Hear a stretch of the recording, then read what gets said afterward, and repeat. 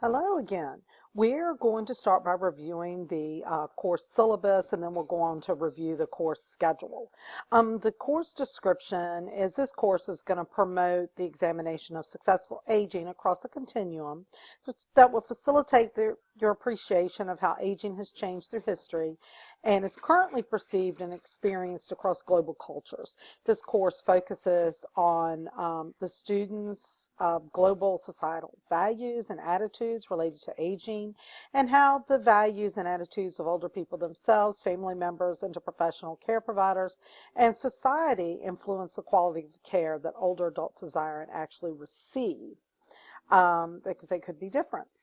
Course objectives are incorporate caring behaviors and professional attitude, values, and expectations about physical and mental aging, and the provision of safe, evidence-based care for older adults and their families. Create nursing care that promotes wellness, safety, and quality of life to prevent or manage geriatric syndromes and functional decline in the older adults. We want to be able to recognize and respect the variations of care, the increased complexity, the increased use of healthcare resources, and the impact of diversity inherent to caring for older adults. We want to integrate servant leadership principles and interprofessional communication techniques that foster safe quality of care of older adults.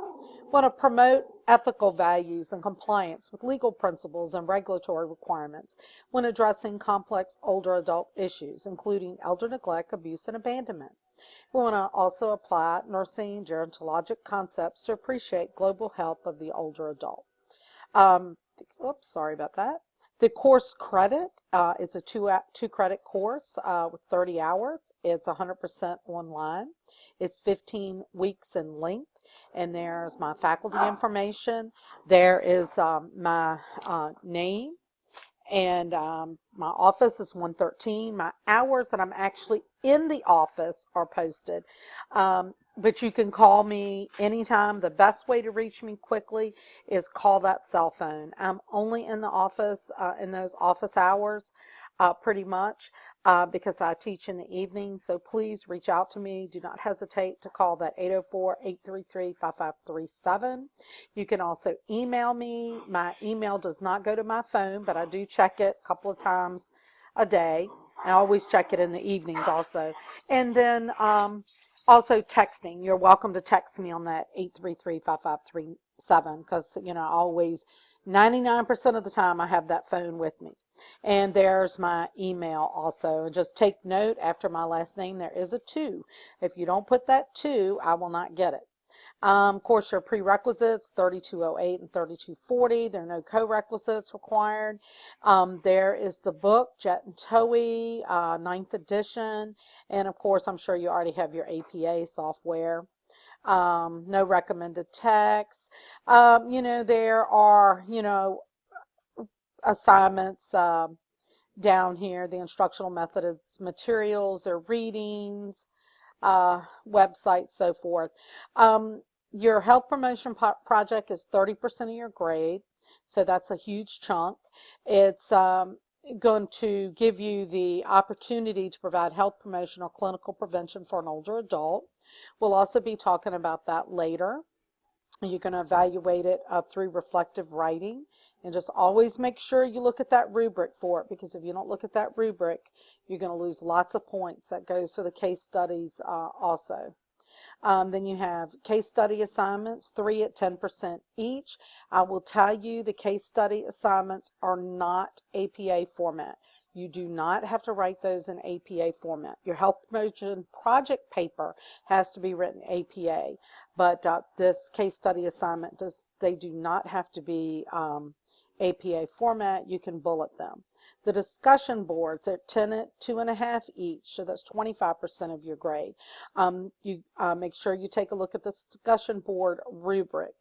I will post that up so you can take a look at it.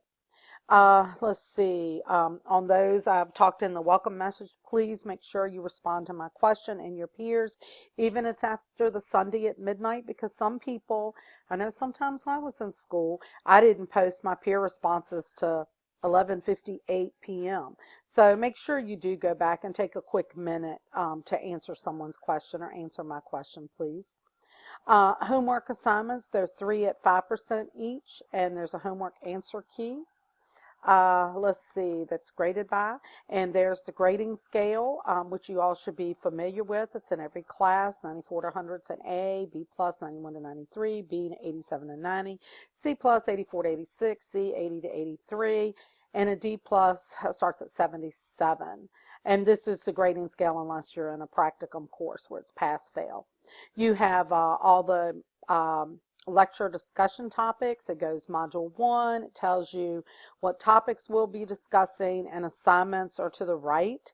You'll have a basic idea of what's going on there. And there are 9 total modules. So I'm not going to read all these to you. You can read them yourselves because I will be talking about them each the modules in more detail when we get to that week. Right now you won't remember all of it if I tried to tell you. Lots of stuff. Don't let it overwhelm you. We'll get through it, I promise. Again, requirements for participation. Make sure you're going in every week and working on assignments.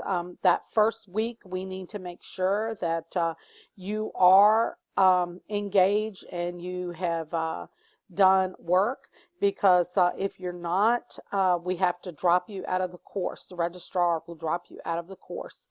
And if you're not active within 14 days,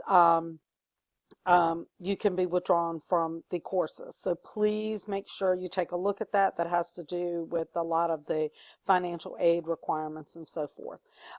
Communication policy, please.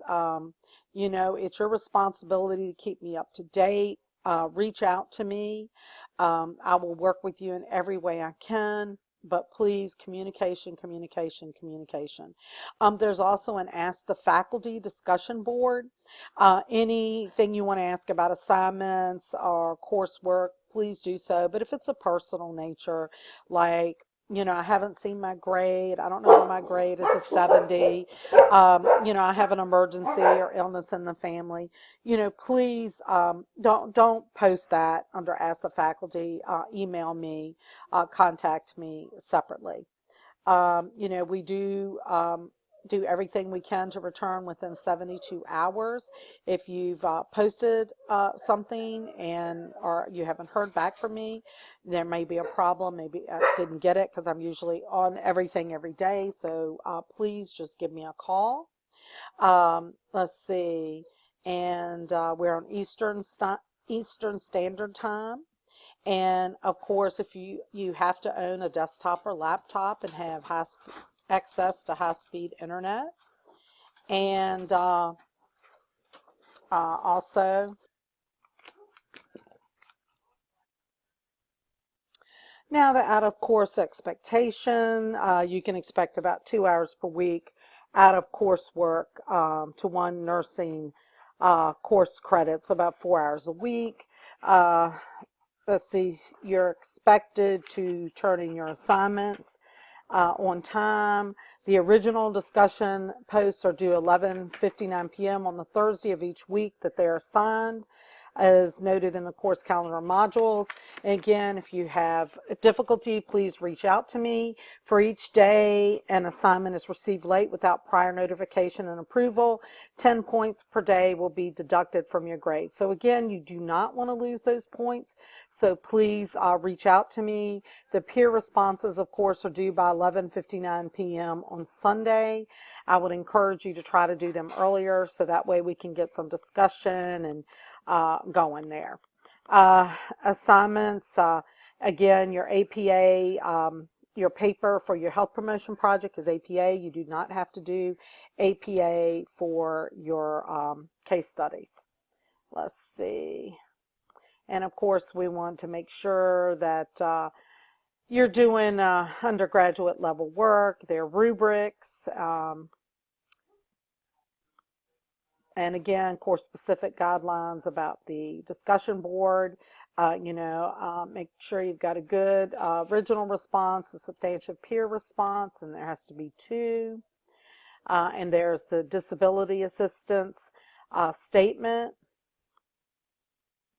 The honor code, we do have an honor code, and you can just write "I pledge," the abbreviated statement, on your assignment, wherever you'd like to write it. And there, the technical support information, there that is. So you can familiarize yourself with that. We also, Office of Student Services and Success is on Blackboard.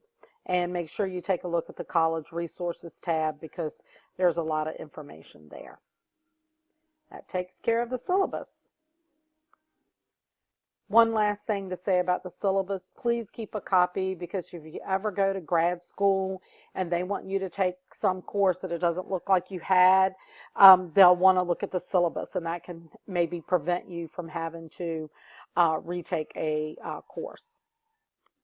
Okay, now we're going to take a quick look at the course schedule. You can see week 1. It's going to tell you what the module number it is, what topic, the assignments. You have on week 1, you have discussion board, the initial post on the 17th, tells you what chapters to read, also to read the Global Health on Aging article, and review the PowerPoint. And then, of course, the 2 peer responses are due on the 20th, by the 20th.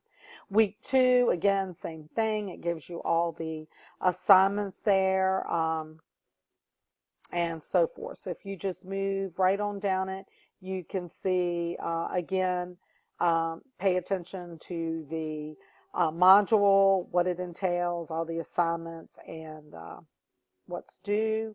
And when you get down, let's see, you can see there, week 9 is just a case study due, and your health promotion project is due at the end. I made it as late as possible, 11:30. You can get it in sooner. The sooner you can get it in, I can take a look at it.